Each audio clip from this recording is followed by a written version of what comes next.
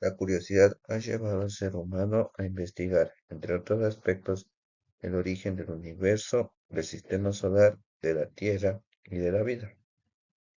En la actualidad encontramos diversos escritos que dan explicaciones tanto religiosas, fantásticas y científicas sobre estos temas. Para la ciencia, el universo y su evolución son objetos de estudio de la cosmología, que viene de dos términos griegos: cosmos, que significa universo organizado, y logía, que significa tratado. Según la cosmología, el universo es todo lo que nos rodea y permanece en orden. Entre muchas teorías que tenemos, encontramos la teoría del Big Bang, o también llamada la Gran Explosión. Esta teoría es la que tiene mayor aceptación en el mundo científico y fue propuesta por el físico ruso Alexander Friedman y por el astrónomo belga Georges Lemaitre. El Big Bang tuvo varias etapas. A continuación, veamos cuáles fueron. Como primero, la materia y la energía se encontraron en un solo punto. Luego, la alta presión y la elevada temperatura provocaron un estallido que proyectó la materia y la energía en diferentes direcciones. Como siguiente, se originaron los primeros átomos. A partir de ello, se originaron la Vía Láctea y las demás galaxias. Y por último, esto dio origen a lo que hoy es nuestro Sol, los planetas, que a su vez se dieron origen a partir de una nube de gas y polvo. Otra teoría que también es conocida es la teoría del universo pulsante u oscilante. Esta teoría fue propuesta por el físico norteamericano Richard Tolman, y donde establece que las galaxias dejarán de alejarse cuando se termine el impulso inicial de la gran explosión. Luego, se atraerán por la acción de su propia fuerza de gravedad, lo que causará una contracción del universo.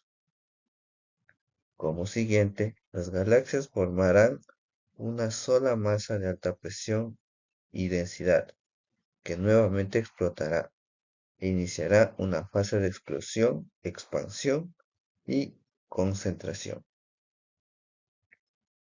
A continuación tenemos otra teoría, que es la de la creación continua o del universo estacionario.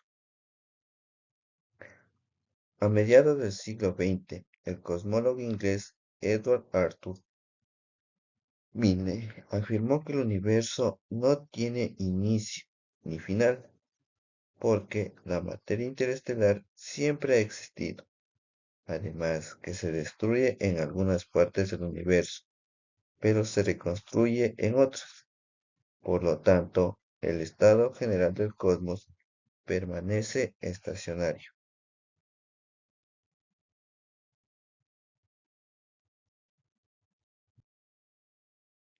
Pasamos a lo que vendría otro tema, que es el origen del sistema solar y la Tierra. A continuación, vamos a hablar sobre sus comienzos. El sistema solar es un sistema planetario que hace parte de la Vía Láctea. Está ubicada en uno de los brazos de las espirales que la forman, conocida como el brazo de Orión. Está conformado por el Sol y todos los cuerpos celestes que se mueven a su alrededor, como los planetas y sus satélites. También encontramos asteroides, cometas, meteoros, y también el gas y el polvo interplanetario. Vamos a ver sobre el origen del sistema solar. Aquí surgen dos hipótesis principales que se fueron formulando. Como primero, tenemos a la hipótesis de las mareas o planetesimal. ¿Y cómo se forma esta? Esta fue formulada por por los norteamericanos Forrest Ray Moulton, que era astrónomo, y Thomas Charles Chamberlain, que era geólogo, también con la participación del físico y astrónomo británico James Houghton Jinks a comienzos del siglo XX. Dichos científicos propusieron que una estrella intrusa pasó cerca del Sol y su atracción gravitacional generó en los dos cuerpos mareas tan intensas que ocasionaron la expulsión de varios materiales llamados planetesimales, que al condensarse formaron los planetas del sistema solar. Pero algunos científicos ponen en duda dicha hipótesis, porque según ellos es muy poco probable que alguna estrella se acerque al Sol, y si esto ocurriera, la materia que de allí se desprendiera retornaría a él. La hipótesis nebular fue inicialmente desarrollada por el francés René Descartes y luego retomada por el alemán Emmanuel Kant y por último con el francés Simon Laplace, quienes establecieron que el sistema solar se formó hace aproximadamente 4.700 millones de años, a partir de una gran nube giratoria de gas y polvo interestelar, conocida como nebulosa. Este cuerpo celeste comenzó a concentrarse gracias a la fuerza de atracción gravitatoria. El aumento de la contracción incrementó la velocidad de rotación y como consecuencia de ello se formaron anillos de gases calientes, que al desprenderse se condensaron y dieron origen a lo que hoy conocemos como los planetas y al Sol. El Sol se formó en la región central, que era la más caliente. Cerca al Sol se ubicaron los planetas más densos como Mercurio, el cual posee un núcleo de hierro. A distancias lejanas se formaron los planetas compuestos por helio, hidrógeno y hielo, como lo son Júpiter. Los satélites que acompañan a los planetas se originaron de la misma manera. Pasamos al planeta Tierra y su origen. La Tierra se formó a partir de la acumulación de materia cósmica, en su mayoría hidrógeno y helio, que debido a la fuerza gravitacional se concentró en un solo punto, después de un periodo inicial en la que la Tierra era una gran masa incandescente. Sus capas exteriores comenzaron a enfriarse y a solidificarse, hasta formar la corteza terrestre y la atmósfera primitiva que rodeaba el planeta hace 4.500 millones de años. No contenía oxígeno, sino dióxido de carbono, dióxido de azufre, nitrógeno y vapor de agua, como también gases letales para la mayoría de los seres vivos que habitan en la actualidad la Tierra. Finalmente, tras la condensación del agua, se originaron grandes nubes que produjeron agua, lluvia, que al precipitarse formaron los océanos primitivos. Eran llamadas comúnmente partidarios de la creación, pero también creacionistas, como se lee en la correspondencia privada entre Charles Darwin y sus amigos. Mientras la controversia entre creación y evolución se desarrollaba, el término anti-evolucionista se hizo común, ya que en 1929 en los Estados Unidos el término creacionismo se asoció originalmente con el fundamentalismo cristiano, específicamente con su rechazo de la evolución humana y la creación en una tierra joven. No obstante, us- este uso estuvo disputado por otros grupos, como los creacionistas de la Tierra Antigua y los creacionistas evolutivos, quienes albergan conceptos diferentes de creación, como la aceptación de la Tierra y la evolución biológica, entendida por la comunidad científica.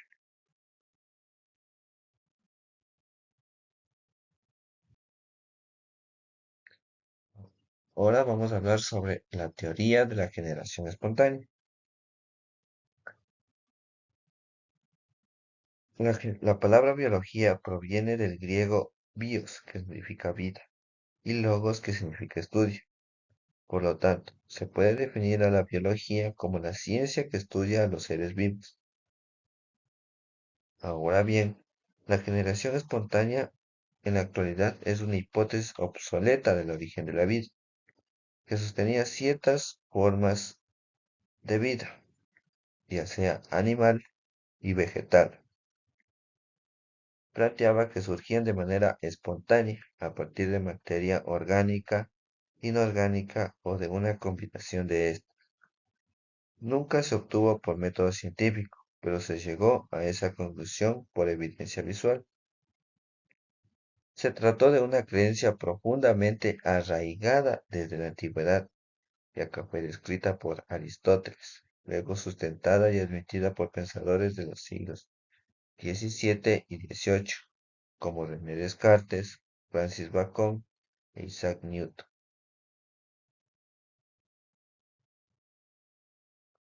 El naturalista belga Jean-Baptiste van Helmont en 1667 escribía en su obra Hortus Medicinae: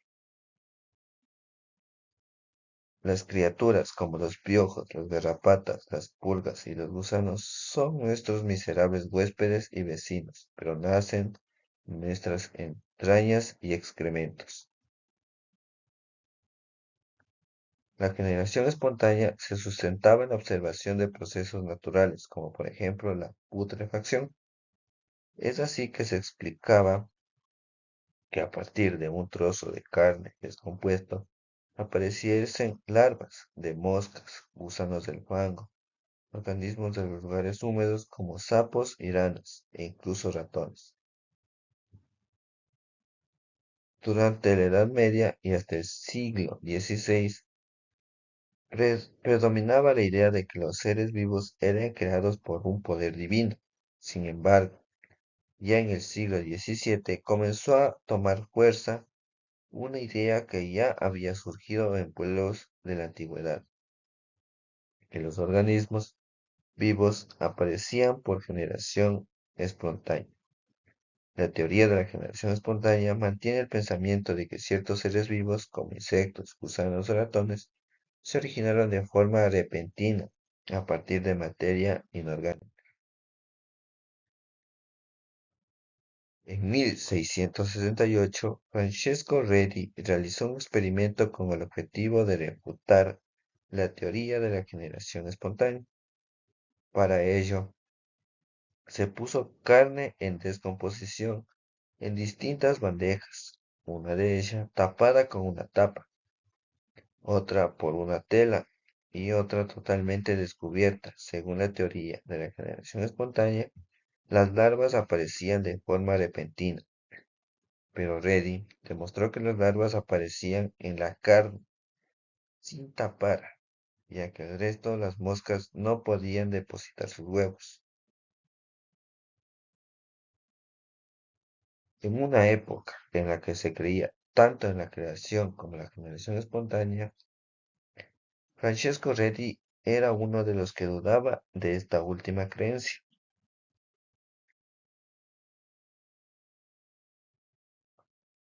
Ahora pasemos a hablar sobre Pasteur y los matrices de cuello de cisne.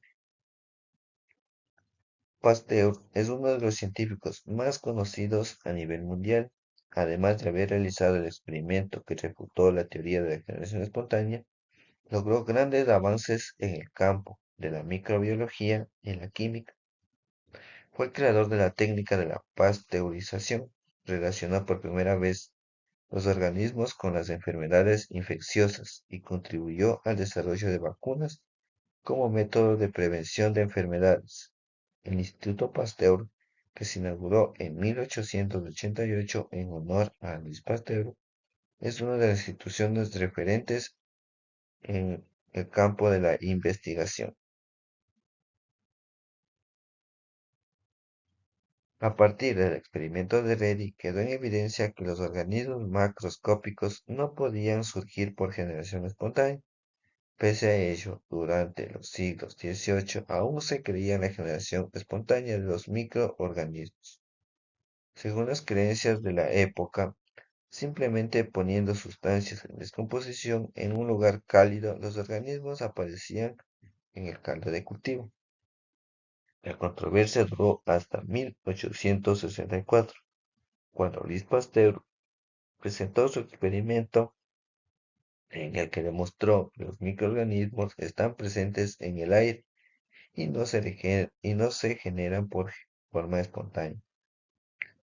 En sus experimentos, Pasteur utilizó matrices de cuello de cisne, matrices modificados para conseguir que pasara el oxígeno que era indispensable para la vida, o que es indispensable para la vida, pero que impedían que las bacterias pasaran, ya que quedaban atrapadas en las curvas del cuello de matraz.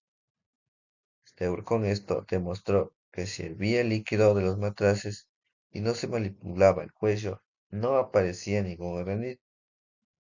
Sin embargo, si se giraba el matraz o se rompía el cuello del mismo, aparecían microorganismos en el caldo de cultivo, pero se generarán espontáneamente, sino porque estos se encuentran en el aire. Después de este experimento, quedó claro para toda la comunidad científica que los organismos no aparecían de forma repentina, y la teoría de la generación espontánea quedó totalmente sin piso. Teoría de la evolución química. Después de los experimentos de Louis Pasteur, quedó claro que la vida no aparecía de forma espontánea, pero seguía sin existir una teoría clara que explicara el posible origen de la vida. Esto fue así hasta 1924, cuando Alexander Ivanovich Oparin y J.B.S. Haldane de forma independiente propusieron un marco teórico en el que la vida que desarrollarse en la Tierra, gracias al cual ya podrían realizarse experimentos que aceptaran o refutaran la teoría.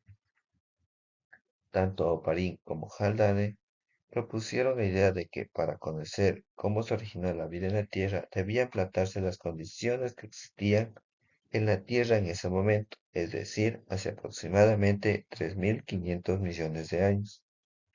Estas condiciones eran totalmente diferentes a las que conocemos actualmente, ya que existía una atmósfera reductora, es decir, sin oxígeno libre o con muy poco oxígeno. También existían altas temperaturas y grandes cantidades de descargas eléctricas en forma de rayos.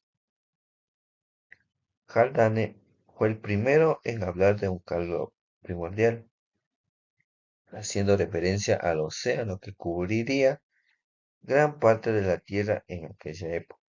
En ese caldo aparecería una enorme cantidad de moléculas orgánicas formadas a partir de moléculas inorgánicas, simplemente de la generación que se liberaba sobre la Tierra. Del mismo modo, Oparin propuso que las altas temperaturas junto a la radiación ultravioleta y las descargas eléctricas que ocurrían en la atmósfera debido a las tormentas provocarían una reacción química de los compuestos inorgánicos que daría lugar a los compuestos orgánicos. Esto es lo que hoy conocemos como la evolución química. Y eso ha sido todo por hoy.